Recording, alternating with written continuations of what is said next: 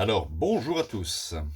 On va commencer ici un nouveau thème basé sur la logique mathématique, hein. C'est un thème qui n'est pas assez abordé euh, dans les classes et qui est très utile pour passer des concours administratifs de niveau catégorie B, catégorie C.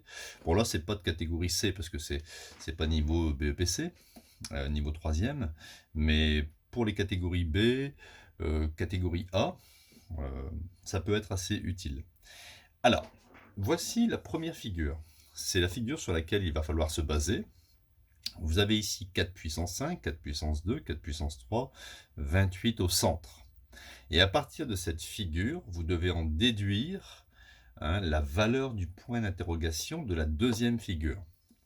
Avec ici, au sommet du triangle, logarithme de 3 sur 2e, logarithme de e sur 3, et logarithme de 2 multiplié par exponentielle 6pi. Alors je vous conseille de stopper la vidéo, et d'essayer de réfléchir, ça n'a pas trop d'intérêt de tout de suite voir la correction. Essayez de réfléchir, d'envoyer cet exercice à des camarades fortiches. Et puis voilà, on va essayer maintenant de vous proposer une correction à partir du programme de terminale. Alors, on va devoir faire une réflexion, donc là on commence la correction.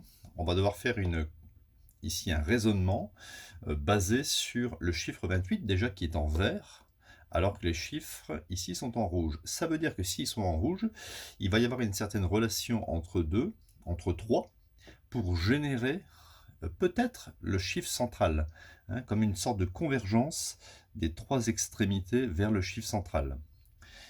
Ça paraît logique, plutôt que d'utiliser ces trois entités pour donner celui-là, là ça ne paraît pas très logique. Alors, je vais écrire ici 4 puissance 1, 4 puissance 2 et 4 puissance 3. Dans les exercices de logique, on commence par traiter peut-être les additions, les soustractions. On évite de commencer par les multiplications, c'est déjà trop dur. Alors, je vais additionner déjà ces trois entités. Donc 4, ça fait 4. 4 au carré, ça fait 16. Et 4 au cube, 4 fois 4, 16. 16 fois 4, 64.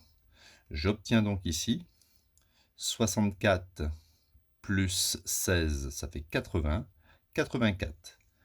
Donc j'obtiens 84 pour la somme des trois extrémités du triangle.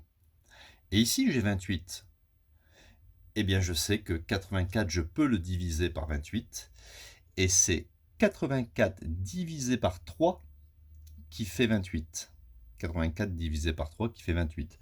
Autrement dit, je peux songer finalement à faire l'addition des 3 divisé par 3. C'est ce qu'on appelle la moyenne. J'ai fait la moyenne des trois sommets pour générer ici le centre. Au numérateur, ça fait 84. Divisé par 3, ça fait 28. Voilà quelle était la logique ici au niveau de cette figure. Je vais faire la même chose pour cette figure. Je vais présenter mon calcul ici. Je vais faire, pour trouver ici le centre, je vais faire l'addition des 3. Donc je vais le mettre ici. Logarithme de 3 sur 2e plus logarithme de e sur 3 plus logarithme de 2 exponentielle de 6pi, et je vais le diviser par 3. Mais diviser par 3, on va mettre, ce qui est pareil, on va mettre un tiers devant. D'accord? Multiplier par un tiers, c'est comme diviser par 3. Alors, comment on va simplifier ceci? Je vais écrire un tiers, et logarithme de A plus logarithme de B plus logarithme de C, c'est logarithme de A fois B fois C. On multiplie ici ces quantités-là.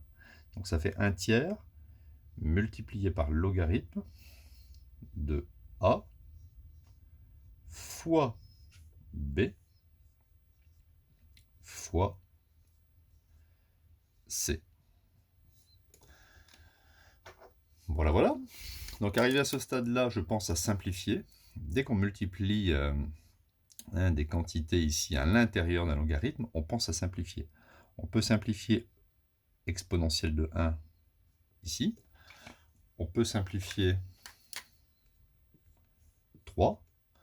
On peut simplifier le 2.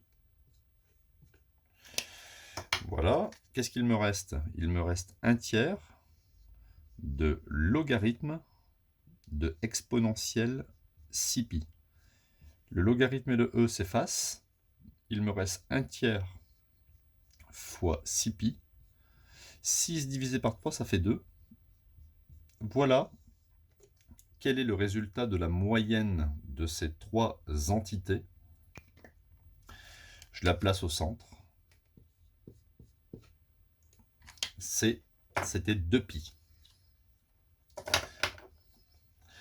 Donc vous voyez, on a raisonné à partir d'une première figure, hein, comment on pouvait obtenir ici le centre, et on l'a appliqué à la deuxième figure en utilisant la formule d'une moyenne avec la somme de termes logarithmiques, où logarithme de A plus logarithme de B plus logarithme de C, c'est logarithme de A fois B fois C.